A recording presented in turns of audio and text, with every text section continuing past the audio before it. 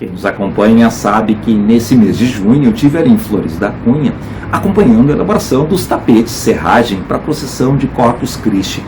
E eu aproveitei também, peguei imagens da igreja Nossa Senhora de Lourdes, do belo campanário que tem do lado dela, e também visitei o Museu Pedro Rossi, que fica ali na frente da praça. E esses lugares eu vou te mostrar em Destinos do Sul, te desenhando a nossa natureza, a nossa história e a nossa cultura.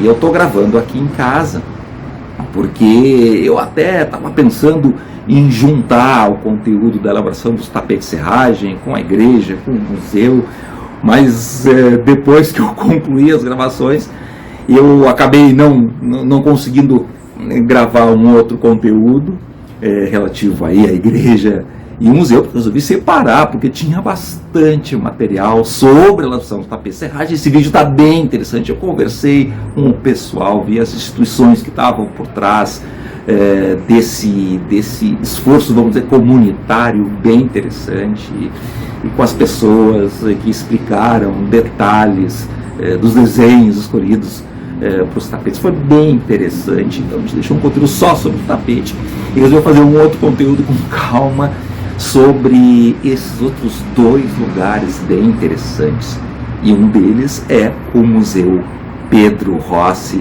que foi bem interessante visitar. Nesse setor dedicado ao artesanato de filé, uma espécie de renda, tem essa roda de fiar, de formar o fio, e também essa almofada que as moças se debruçavam nas janelas.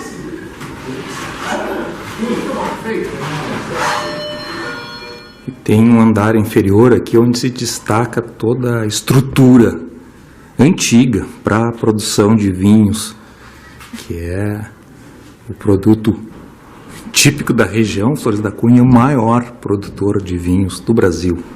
O fogolário era uma espécie de fogão feito com fogo de chão, e depois que terminava o cozimento, o que sobrava das brasas se enterrava e depois podia aproveitar de novo essas brasas.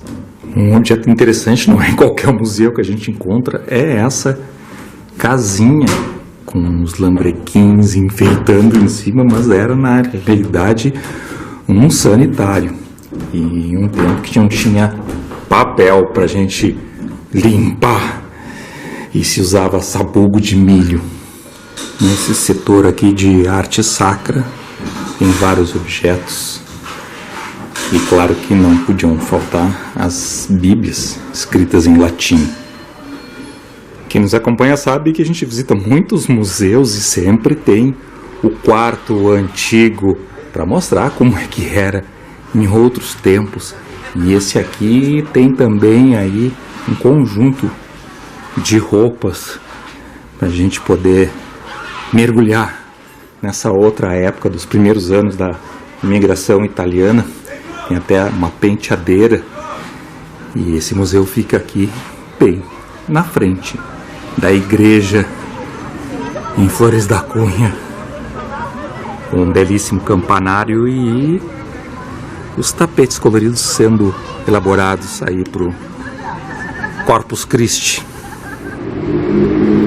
Nesse dia também, então, como te disse, eu visitei a igreja Nossa Senhora de Lourdes, entrei dentro dela e me surpreendi com o sol batendo nos vitrais e projetando a luz colorida desses vitrais sobre os bancos da igreja, sobre a parede, sobre o piso do altar, sobre as imagens dos santos, em meio a esse altar com detalhes aí em madeira bem trabalhada, formando até uma imagem até, vamos dizer assim, por que não, meio psicodélica, colorida, um colorido interessante, realmente um belo espetáculo visual. Inclusive numa salinha ao lado do altar eu consegui pegar o reflexo da projeção do vitral na parede, no reflexo no piso e também o reflexo do próprio vitral.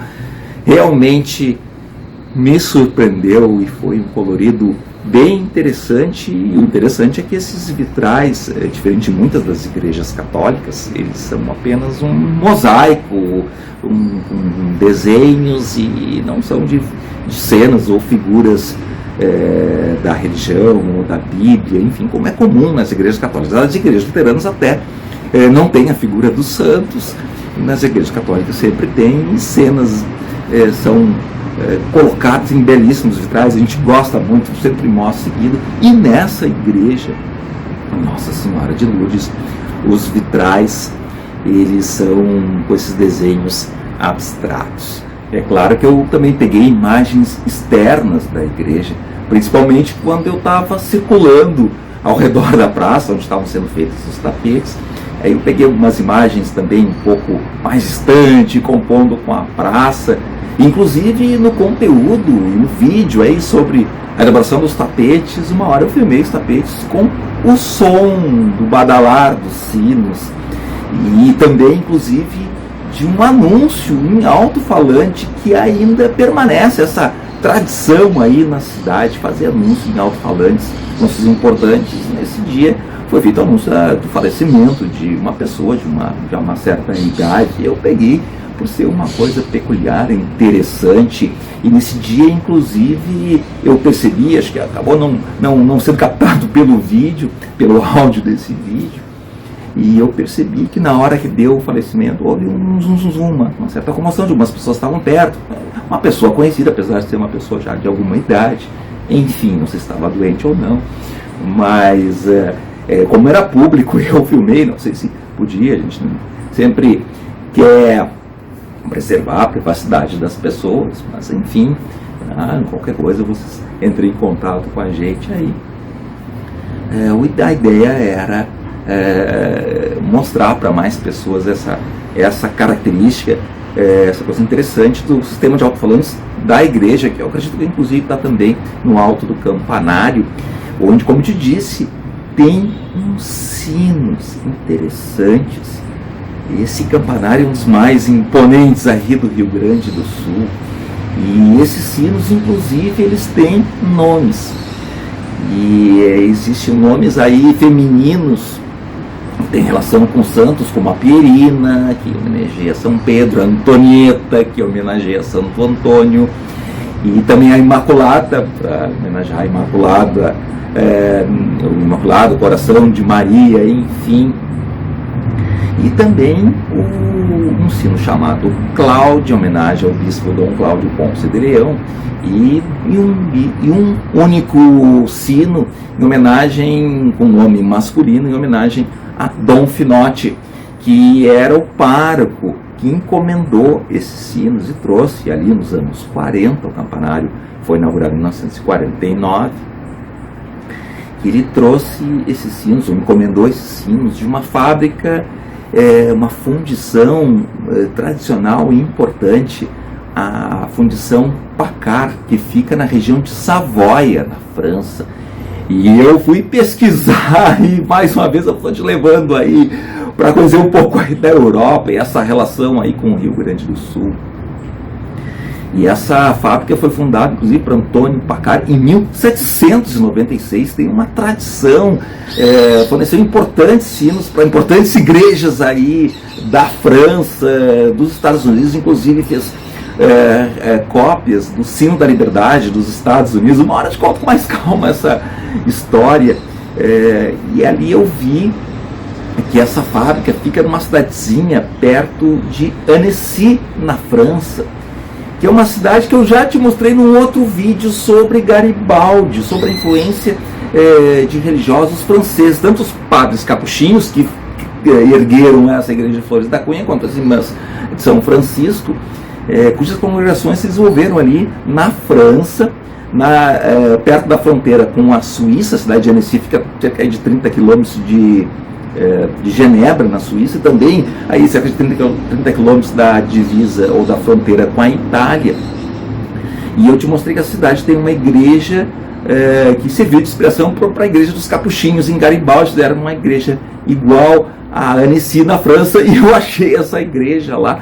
Então, perto dessa cidade de Annecy, fica nas margens do lago Annecy, numa cidadezinha chamada Quintal. Então o prefeito da cidade, Antônio Paccard, precisava fazer um novo sino, que o sino da igreja tinha sido derretido para fabricar os canhões da Revolução Francesa, e eles vão fazer um outro sino. Aí segue toda a história, eu nem vou entrar em detalhes, que a fábrica vai passando de geração em geração e continua até os dias de hoje, numa outra cidadezinha, onde tem um museu que fala sobre toda essa história desses sinos fabricados por essa fábrica, então, francesa, fundição Paccard.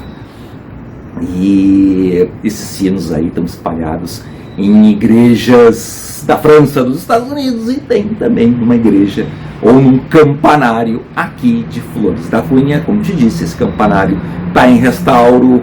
Quando ele foi reinaugurado, sabe, a gente volta lá, até prometeu voltar também para outras elevações de tapetes coloridos, e também dessa vez, e outras vezes, participar e mostrar também para ti a procissão e os tapetes prontos aí já na quinta-feira, e também valorizar e trazer mais imagens aí da igreja Nossa Senhora de Lourdes, com essa procissão dos vitrais sobre as paredes, sobre os bancos. Foi bem interessante.